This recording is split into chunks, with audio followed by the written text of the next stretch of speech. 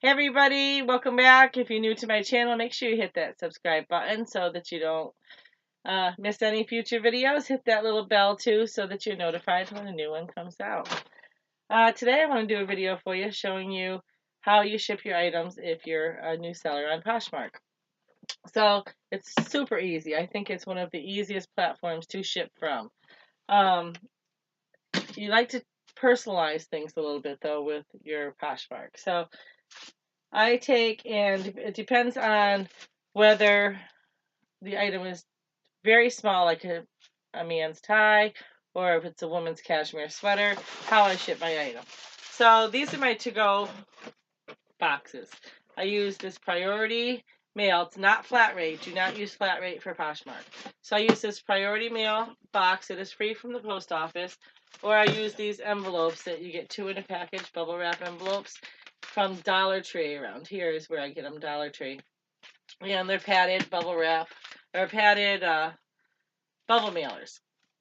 And you can easily fit a man's tie, pair of gloves, all kinds, a scarf, all kinds of stuff in there.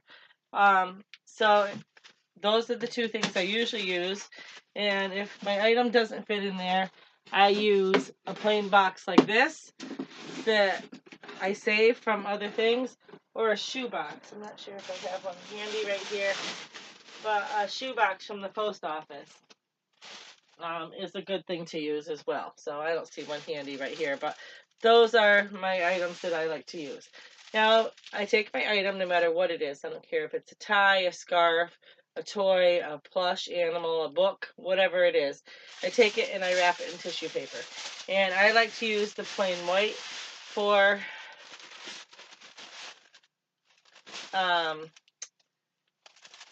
Poshmark. I like to use plain white for Poshmark. I do mix it up a little bit and add colors like purple and pinks and greens and reds depending on the holidays and different things like that. And sometimes I just get it. I save it from different things, from baby showers, from birthdays. People offer it to me. Sure, I'll take your tissue paper as long as it's clean and all that, not all wrinkled up.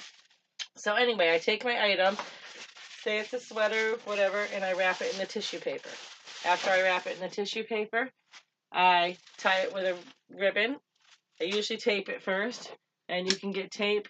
This is from the Dollar Tree. I honestly don't like it. It breaks off, and I can never find the ends on this. But I use the clear tape. This tape that I buy this from Walmart. And I put a little piece of tape on there, and then I'll put the ribbon on there and ribbon it up, make it look nice. And then I have these notes that I wrote up ahead of time to say thanks for shopping my closet. I have them in different colors on index cards. And I also have these cards that say thank you from, got these at a tag sale, I believe. We got a box of them for 50 cents, and I'm down to, I think, 3 here. So I use these, and I just write little notes in them, have them all ready to go, so that when I'm shipping, I don't have to stop and write notes and stop and cut ribbon and all that stuff. I have pretty much all ready for myself in my area here. So I wrap my item, put my ribbon on, put it in whatever container I'm using. Say I'm using this box. Then I add my note, thank you for shopping my closet. And then I like to add a little something special. Sometimes it's a Pez container with candy in it. Sometimes it's a little piece of jewelry. Sometimes it's just different things. All kinds of different things. I've hair clips, you know, something that you think the customer might want. I mean, who doesn't like Pez, right? You can give it to your kids, you can give them to grandkids.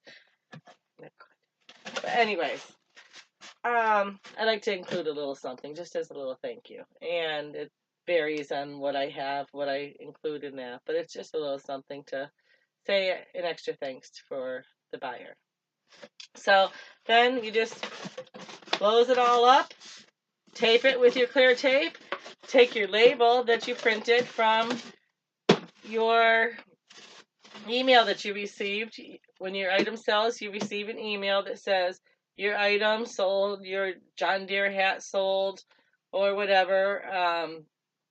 And you click on that link, and it'll open up the label. You print out the label, and you tape the label on with your clear tape, being careful not to tape over barcodes and all that stuff. And then I take mine and I leave it on the porch, and I have an awesome mail person who picks it up right from my porch. Unless I have a lot of items. If I have more than 5 items for the day, I take them up to the post office myself because it's just a pain for her otherwise. So anyway, that's pretty much all I do. I mean, I have my brown paper here that if I use a box like this and it's got writing or something on it that I can't cover with my label, and it's not just labels that I can take off, it says Amazon or something all over it, I'll cover it with the brown paper that I also buy from the Dollar Tree.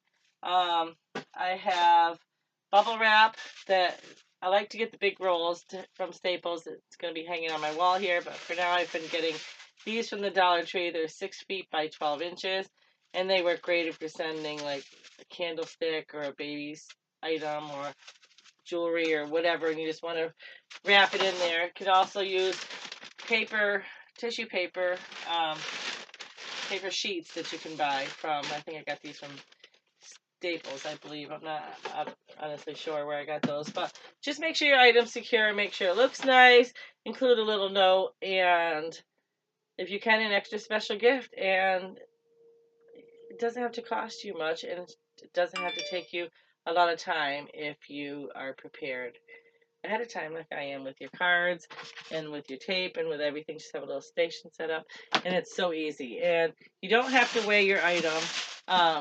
This is the scale I use, but you don't have to weigh your item unless you think it's over 5 pounds. If it's a small cashmere sweater, a tie, a belt buckle, something that you know isn't 5 pounds, you don't have to weigh it. Anything over 5 pounds, you do have to pay the difference in the shipping. But very easy. I probably just made it sound a lot harder than it is. But simply, you grab your item. This is where I keep my items in bins, in bags inside bins, all numbered. So I pull my item from my inventory, wrap it in my tissue paper, put my ribbon on it, slip my note inside, put the whole thing inside the box or the envelope, add a little extra token of my appreciation, close the item up, print my label, put it on, and it's done. And that's easy. So easy. So I hope it works for you. Let me know how if you have a simpler solution to doing it, and if you include little tokens in your boxes for your buyers, what do you give them? I've given them jewelry, like I said, Tez, all kinds of different little things.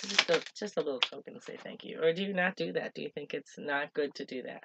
Anyway, I do it. I think it's fun. I think people enjoy getting an extra special thing in their purchase. So anyway, that's it for me today, and happy poshing.